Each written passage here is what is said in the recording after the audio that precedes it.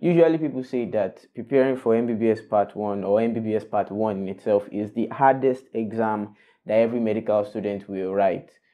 Not because the exam itself is the hardest that you will write, but because it's the first exam that you write as a medical student. There's a lot of secrecy, not exactly secrecy, there's a lot of ignorance on how to go about preparing for that exam. You are someone that is going to do MBBS Part 1 sometime in the future. It might be in 2 months time, it might be in 2 years time.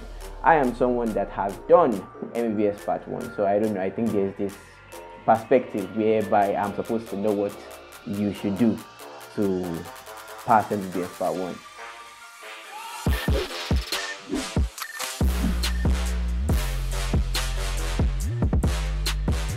Welcome to Hack Medical School. Today we are talking about preparing for MBBS Part 1. So I'm just going to get right into it today because you are preparing for MBBS Part 1. You don't have time to listen to someone ramble on and on. The first thing that you need to know is that the solo thing does not work. Hopefully you are someone that already has a group discussion, or you read with your friends, or you have a way of combining your reading with other people. But if you are not, this is the right time. Everybody says that now is always the right time. This is the right time for you to stop doing the solo thing. No, I'm going to read it on my own, I'm going to pass on my own, I'm going to become the best student in medical school history on my own. When it comes to preparing for exams, or let me use Nigerian medical school exams, doing it on your own never works. One very important reason why you need to start teaming up with people to prepare for this exam is because, one, resources are actually spread thin. There are a million resources that you can use to prepare for MBBS Part 1, but most likely you only see a handful of them if it is only you that is reading. Preparing for MBBS Part 1 is done better if you have a team of people or friends around that you are reading or preparing for that exam with, because usually if one person has one material, another person will have another set of materials, another person will have another set of materials, so everybody can pull all those resources together to make sure that everybody in that group passes very well. Another good reason for it is that there's something called buffering at the end of every exam. There's usually a board meeting, and in that board meeting they buffer who they can buffer and they leave the rest of the people out there for the wolves to eat them. By wolves I mean failure. But you get what I'm saying though. If you are in the average range of people, you'll probably get buffered into pass, and that only happens if you know the same things that majority of people know. So if you are reading alone, there is high likelihood that everybody else in the class will know a particular section of the coursework, or they will know something that you don't know, and you probably know something that they all don't know. Now eventually if you do the exam and they ask questions on what majority of the class knows and you don't know, they will think that you are just not a serious student, maybe when doing the buffering, because the score margin will probably be higher and you might just be left out of that advantage. So it is important that you study for MBBS Part 1, prepare for MBBS Part 1 with your friends, with your classmates. It's better if you carry the class along. Another very important tip is that you should gather as much information as possible. I'm not talking about your syllabus kind of information. I'm talking about information on how to study better, how to revise better, how to remember things that you have read. I think that's the same meaning as revise. But you get what I'm saying. How to do all these things in a better, more efficient, easier way, because all these things are available online. One very good example is we have a video online on how to prep for MCQ exams. We have a video online about how to prep for theory, how to prep for Viva on this channel. But you can also go out to other channels and find other study tips and tricks that you can use to make your practice or your studying easier.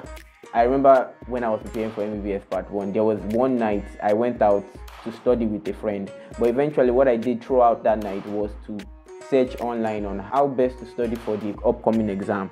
So if you have this information, they come in handy, even if you are someone that is going to write the exam in the next 2 months. Very good information or helpful information can change the trajectory of your MBBS Part 1 story. And if you are someone that is maybe 2 years away from writing MBBS Part 1, the sooner the better. If you get that information now, you can start implementing it and it will become part of you a long time before you eventually write the exam. Next point I have for you is that you should try and do as many past questions as you can, and do past questions in there's a different way to doing past questions when it comes to preparing for MBBS Part 1. Most people do past questions towards the end of whatever it is they are reading. Okay, I'm almost done with this topic in physiology, I'm almost done with this topic in anatomy, I'm almost done with metab in BCH. That's when they pick past questions up. I'm like, oh, let me just check it to know the parts that I don't really know well, so I'll go back and read. But it is also very important for you to do past questions even before you start reading, or when you are completely unprepared. Why? If you do past questions even before you start reading, or when you are unprepared for the exam, you know the parts that are important in the text. So you are not just reading a lot of fluff and a lot of unimportant information. You are reading the things that will actually come out, or the things that they will set. Let's just dumb it down to, okay, do past questions before and after. All right, cool. Okay, so I have a bonus tip for people that don't have to write MBBS Part 1 in like 2-3 months. Maybe you have 2 years or 1 year, maybe you're in 200 level or 100 level. You need to start with the end in mind. Like, you are starting 100 level now. No, most likely you are starting 200 level right now. That means you are starting preclinicals, and you know that at the end of 300 level you will be tested on everything you have done from the beginning of 200 level, which means that from now you have to realize that there has to be a system in place that will help me remember all the things I'm reading right now in the next 1.5 years. You need to have that revision system locked and loaded, which means you have to start trying different study tricks, different study hacks, and see, oh, this one is what works for me. Oh, I read better when I have my friends around. Oh, I don't like reading in the middle of the night. I prefer reading in the day, at daytime. It's best for you to start it now. Another thing under that is that start keeping all your materials, because you are going to use those materials when you get to 300 level, when you are preparing for MBBS Part 1. And I mean materials such as your past questions, your own personal past questions that you've copied or that you photocopied from people. I also mean your materials as in your outlines. If you have made outlines, or you have outlines from other people that you used to prepare for in courses, start keeping those things, preferably in soft copy format, so that it will be easier to manage and all of that. Make sure that you keep all those things, because you will need it later.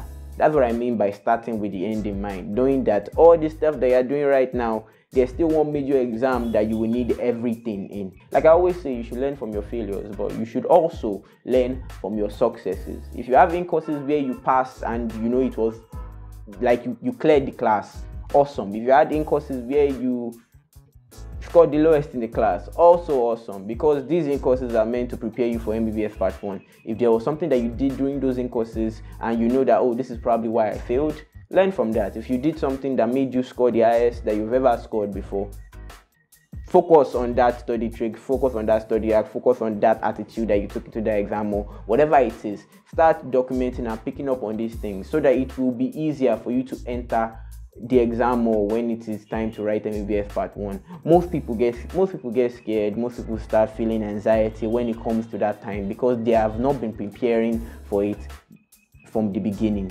And yeah, you could go in scared and still pass, but I feel like you would have peace of mind writing an exam that you know, oh, I'm at least a little bit prepared for.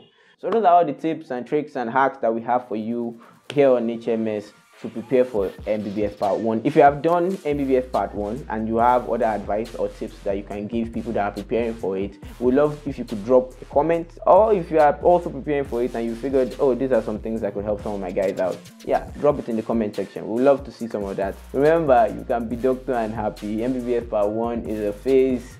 Congratulations are already in order. I'm sure you're going to smash the exam. I'll see you guys in the next video. Peace.